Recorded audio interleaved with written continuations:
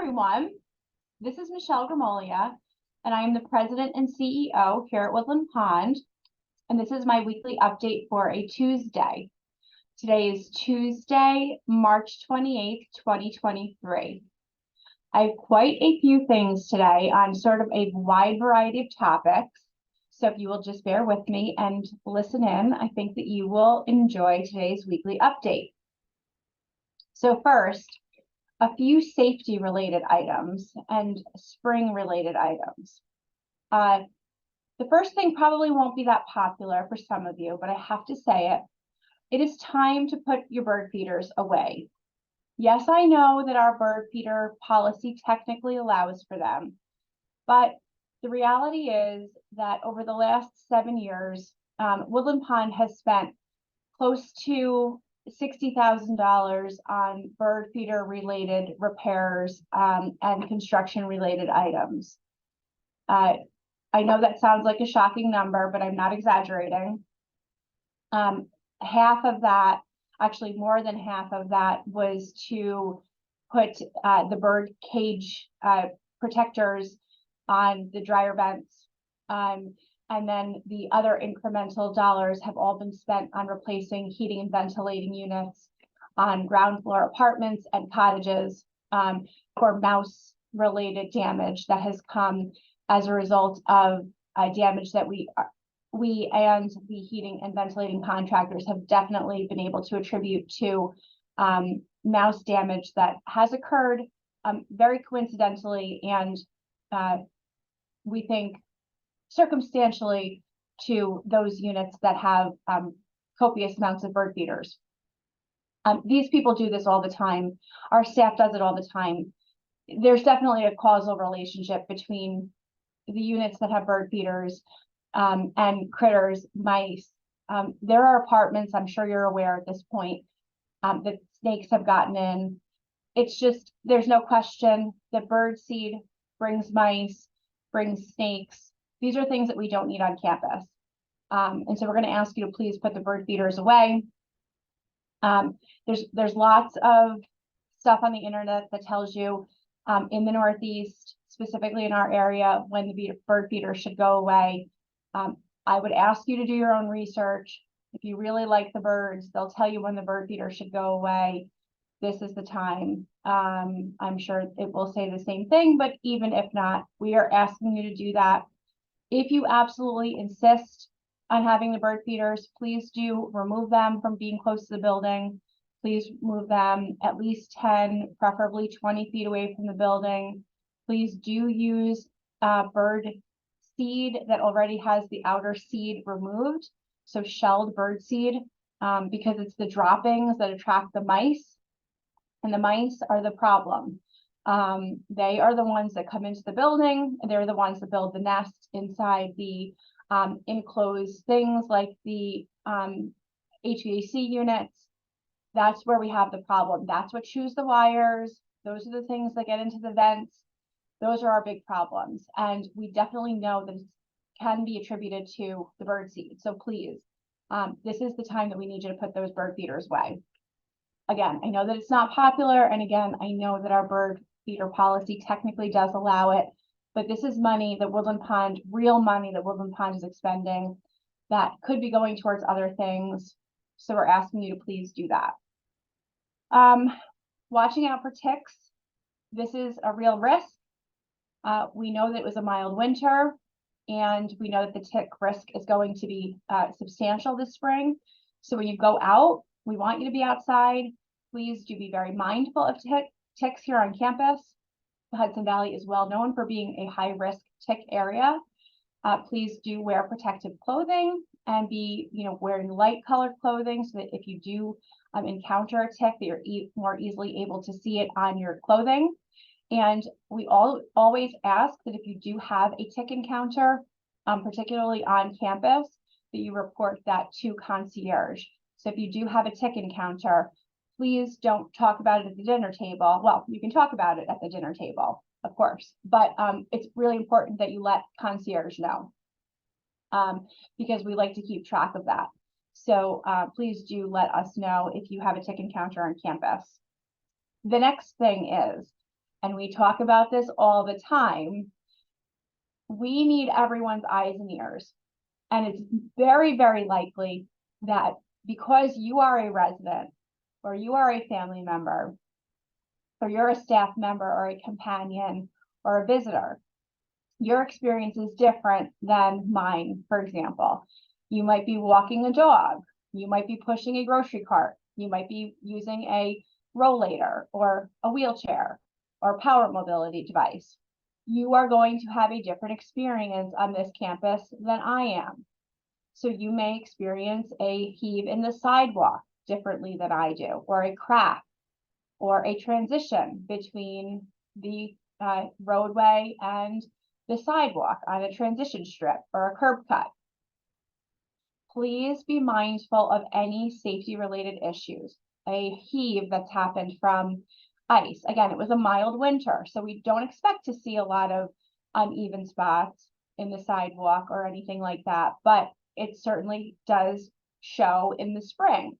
So when you see these spots, these uneven spots, or any of these transitions that have arisen over, the change in seasons now, please do not assume that we've seen them and we're ignoring them.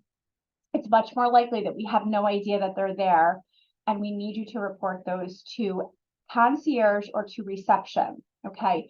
Any member of concierge or reception staff, front desk staff, can place a work order for you. So please do report any of those conditions to us. Any place where you see the sidewalk tiles have separated, any place where you see the curb siding, the border there, and the sidewalk tiles have separated and there's a little crack there, we can caulk those spaces. Those are a place where your walker tires can get stuck. Please do not assume that we have seen those. Most likely we have not. But please do report those to concierge or to reception so that they can put a work order in for you. Because if you've seen it and you walked past it and you haven't reported it, it's just as bad as if you never saw it at all in the first place. And we don't want the person behind you to trip on an issue that you saw and didn't report. So please do that for us. The Sustainability Committee has asked me to read the following to you. Why worry about climate change? You'll probably be gone before it gets too bad. But what about the children? For our Earth Week display, SUSCOM needs pictures of children. Our message, save the earth for the children you love. We are asking everyone here at Woodland Pond to send us a picture of a child that you love for the display. We prefer a headshot of one child instead of a group shot. Ideally, you will send this picture digitally, a JPEG, to myKidsPics6@gmail.com.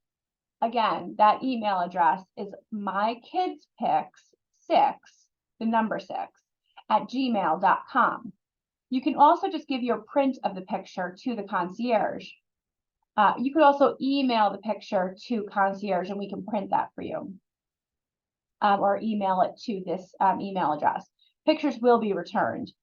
Please include the full name of the sender and the first name of the child. The deadline is April 8th. Thank you for your help. We'll repeat this in the Chanticleer, and I'll actually include this blurb in the email that I send out with this video link. So I think that theme for Earth Week this year is great from SUSCOM. So this next announcement is really awesome, and you're going to be hearing a ton about this from us this year. One of the initiatives that Cameron Ilgner, who is our new strategic initiative specialist here on campus, has taken under her belt is to really grow our relationship with the Alzheimer's Association. Of course, it makes sense that as a community that really fosters and works with residents on anywhere on the memory care spectrum, caregivers, family members, residents themselves that find themselves in the memory spectrum, you would think that we have a deeply embedded relationship with the Alzheimer's Association. We just don't. We haven't, we've dabbled in it a little bit over the years, but it's not something that we really have had, sort of the the time and the horsepower to really develop over the years. And in speaking with Cameron about goals for 2023, you know, she and I thought this is something Woodland Pond should really be focusing on. And we're really excited about that. So this year, we are going to be partnering with the Alzheimer's Association to be a huge part of their walk to end Alzheimer's here in the Hudson Valley on October 14th of 2023. So I am announcing it to you now so that you can put this on your calendar for a save the date. You are going to be hearing a huge amount about this from us. We are asking all of our Woodland Pond family, residents, family members, loved ones, board members, staff, neighbors, everyone to save this date. We are going to be volunteering, fundraising, walking. It's on the walkway over the Hudson. We are going to put a team together to help them organize this walk. We want to raise money. We want to raise awareness. You know, Woodland Pond is the premier retirement community in the Hudson Valley, but one of the things that we really want to focus on is, you know, our training efforts, our care efforts, our specialty in terms of memory support. This should not be an afterthought. This should be something that we are really excelling in. And one of the ways that we're going to do that is really becoming an embedded partner, community partner with the Alzheimer's Association. And, you know, this walk to end Alzheimer's on October 14th is going to be sort of a very public way to make that commitment known to the community. We hope that you're all going to join us in that. So please do mark your calendar for that. Okay, tomorrow at 3 p.m., big day on campus. We are going to do, well, we aren't. The Residents Association, the Residents Council, is going to do something that they haven't really done here before. Tom Gilder had the idea, he's the president of the Residents Council, to do sort of a state of, I don't know exactly what he's calling it, but it's sort of a state of the community type presentation at the Resident Association meeting tomorrow at 3 p.m. in the PAC. So that's Wednesday, the 29th at 3 p.m. in the PAC. I think it is such a cool idea. And I'm very much looking forward to it. So it's kind of going to play off of sort of the State of the Union or the State of the State, but he's going to really incorporate Woodland Pond concepts and ideas, facts, and those kinds of things. So do please plan to attend that meeting tomorrow at 3 p.m. in the PAC. Resident Association, everyone's invited. It should be a great meeting. So 3 p.m. tomorrow in the PAC on Wednesday. Thursday is baseball opening day, which is awesome. We would like everyone to show their baseball spirit. So if you have a baseball jersey and you want to wear that, that'd be great. We're going to have a display with all kinds of baseball memorabilia. And from 12 to 2 in the bistro, we're going to be serving up hot dogs, grilled hot dogs with cheese sauce. Oh, no, hold on. That's weird. Hot dogs with sauerkraut and hot pretzels with cheese sauce. That makes much more sense. Hot dogs with sauerkraut and hot pretzels with cheese sauce will be served up in the bistro during lunch from 12 to 2. And you can go ahead and enjoy that baseball opening day. So that'll be Thursday. Let's see, the last thing that I wanted to mention, and this is specific to assisted living. We have one of the things that is specific to assisted living, really, I guess I could apply on a very limited basis in skilled nursing, but doesn't currently. So I'm really going to focus on assisted living. So if you live on assisted living or a family member of assisted living, or eventually this could really be anybody in independent living, you might want to pay attention to this piece. You are permitted to seek approval from your physician to administer your own medications. The bar for that is pretty high. And the bar is going to be getting a little bit higher because the New York State Department of Health, which regulates our assisted living environment, and the trade groups that sort of provide best practices for the assisted living setting, and the insurers, particularly property insurance, and general and professional liability insurance, that look at the risks related to medication self-administration in those settings, really look at that best practice and are looking tightly at Woodland Pond's policies and are saying we need to tighten them up a little bit. So effective in a few days, our policies are going to be changing.